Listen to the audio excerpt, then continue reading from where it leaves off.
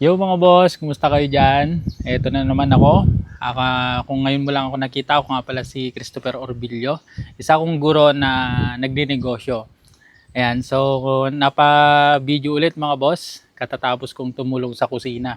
Bale, pagka ganitong walang pasok mga boss, tumutulong ako dito sa negosyo, sa kusina, sa operation. So baling negosyo pala namin ay nagbebenta kami ng pansit. So meron kaming pansiteria habang kami ay nagtuturo ni Mrs. sa school. So sa DepEd kami parehas. Ayan. Sa video ito mga boss, quick kwento ko lang or share ko lang yung realization ko na mas mahirap magnegosyo kaysa magtrabaho.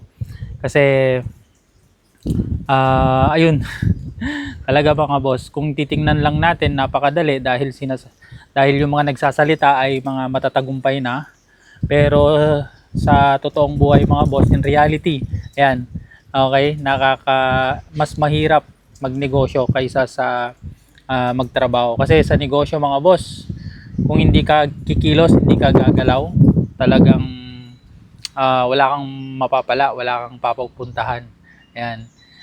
Ayun oh, tingnan nyo nga mga boss oh, nakakawala. Yan sa stress, nagsisitaasan na yung aking buhok oh. Yan. Kasi problema mo lahat mga boss pag ikaw ay nagnegosyo. Lalong-lalo na kung ikaw yung may-ari.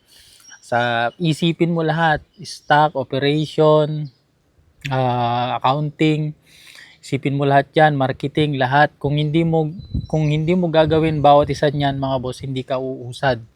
Ayan, kaya lalong-lalo na mga boss kung nagsisimula ka, kung maliit kang negosyante, talagang hindi ka makakatulog sa gabi sa stress, sa hirap. Ayan. At lalong-lalo na kung dito ka sa Pilipinas kasi ang mga batas dito ay nagawa para sa mga malalaking negosyo na hindi sa mga maliliit na negosyante talaga. Mga small and mic ano yun, SMEs.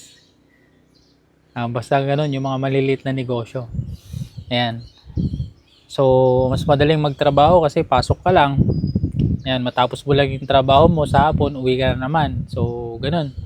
Kaya sa mga nagbabalak dyan na magninegosyo na lang ako kasi ang toxic sa trabaho ko, pag-isipan mo nang mabuti. Ayan, kaya mo ba? Ayan. So, ayun, sa trabaho, mayroon kang fixed income doon. Pero dito sa negosyo, pag hindi ka kikilos, wala.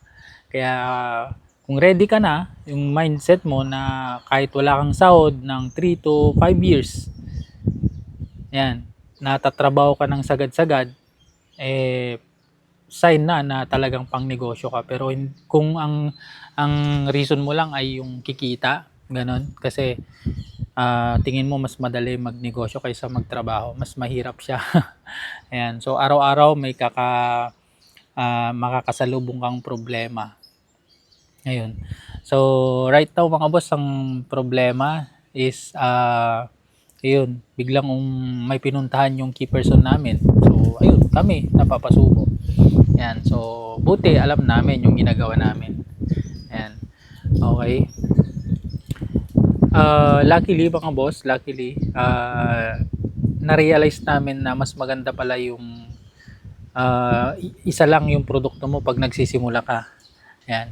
Kasi mas mamamanage mo siya ng mas mabuti kasi nakafocus ka dun eh. Pero kapag ang dami-dami mong produkto, ayan, sakit sa ulo yan mga boss. Bawat isa dyan may procedure, bawat isa dyan may ingredients, may karon kang kailangang pondohan. Kaya maganda yung realization namin na mag-focus lang sa isang negosyo lang. Kasi kapag ikaw yung pinakamagaling sa isang produkto or isang negosyo na yan, magtaas ka man ng presyo, okay lang kasi tingin nila ikaw yung pinaka the best na mag-serve ng ganon.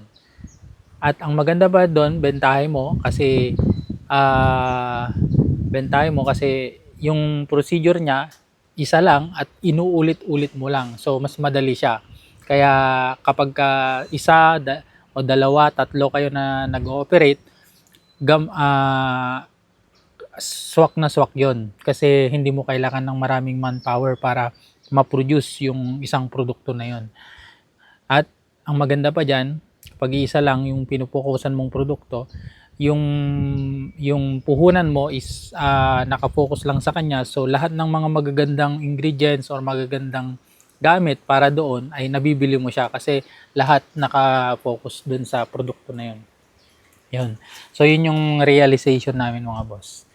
Alright, so ayun, sa video ito mga boss, kung sa tingin mo mas magandang magnegosyo na lang kaysa magtrabaho, para sa akin wag mong nilalang lang kasi talagang sobrang hirap niya.